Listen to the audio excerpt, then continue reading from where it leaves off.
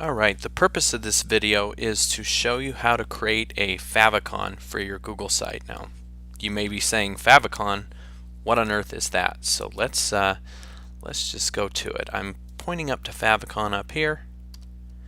This little guy right here is the favicon. You'll notice if you bookmark sites that each of them have a favicon, which is just a simple little image that makes your site kind of unique, and it shows up on the bookmark. Now, if you go to a generic Google site, you'll notice that there is this favicon. It just looks like a outline of a site. So what we're going to do, and it only takes about 5 minutes to do this, it's a quick little way to make your site look professional. It's just one of those things that if you're going to build a website, you better have a favicon. So you start at the home page of my virtual classroom workshop, and again, you can just get to this. I'll put this link in the video, but you can get to this through Google Virtual Classroom Workshop, and you'll find this. And if you go up here and click favicon, I guess I'll just show you. So that would bring you to this, and you click on it, and there's the site that we're starting at. Now, on this is a link to a website called Favicon by Pix, or Favicon from Pix by HTML, and I'm going to click on this. Favicon from Pix by HTML, and it's really simple to do this. So I'm going to click new icon. It kind of remembers, if you've made an icon fairly recently, it remembers your old one. So what I'm going to do is I'm going to choose a file. You can use any picture. When you're picking a favicon picture, though, you want to use something fairly simple. If you use something like a photograph, it can get too complicated. So you want to use something fairly simple. I'm going to go down and use this one, the helmet with the data stream. Click on this. Now, it does not matter if your file has a black background. Or let me see. I think it's taking a second to load. Try this again.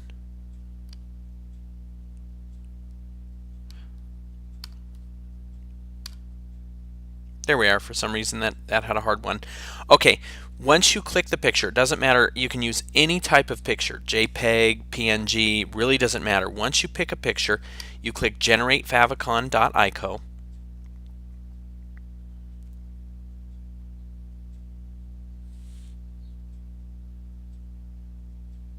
Okay, now this has got a whole package, and if you notice, I'm going to zoom in really fast right here.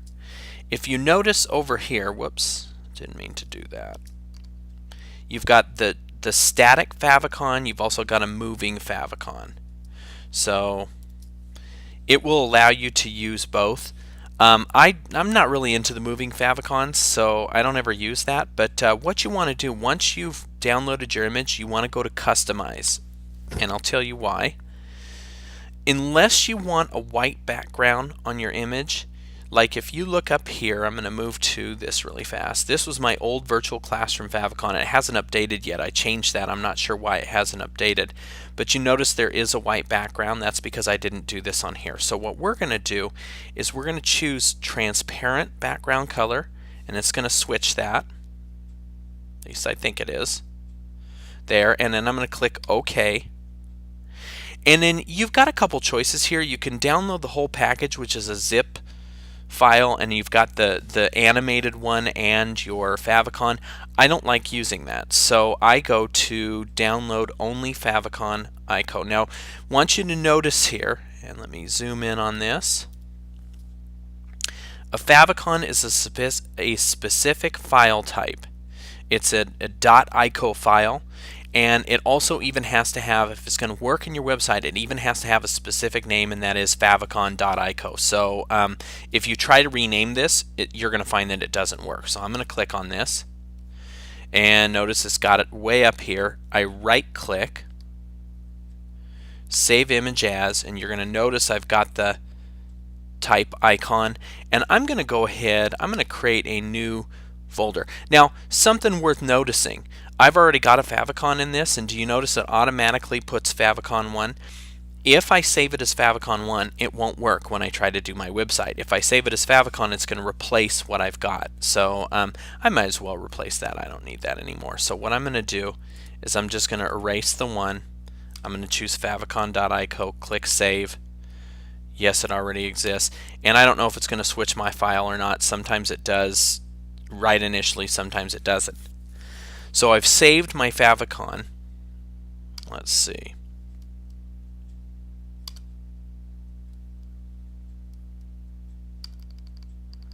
Go to favicon. Let's see if it's even switched the image.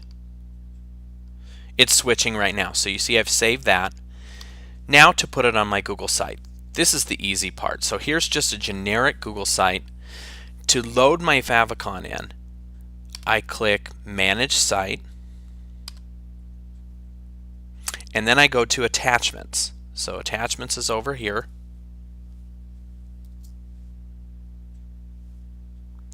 And I'm going to click it. Whoops. Click Attachments.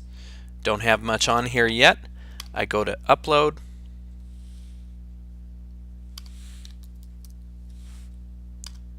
I select this.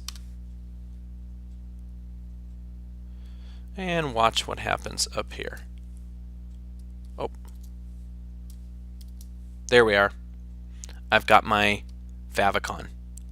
See how simple it is? It's very, very simple to do this. Then I go back to my site and I have my favicon, and we can test to see if I made it transparent or not by switching tabs. If I didn't make the background transparent, I'd have that white circle in the back. Since I did make it transparent, we have no circle. So it's a very easy thing. You just find an image, you load it into Favicon. Let me go back to this page. Oops. Favicon from Pix. Very simple. And then you simply add it into attachments. So hope that you found this video helpful. And again, it's just one of those things. It just makes your website look a little bit more professional when you have a favicon. So that's one of the very first things I do when I create favicons or a website.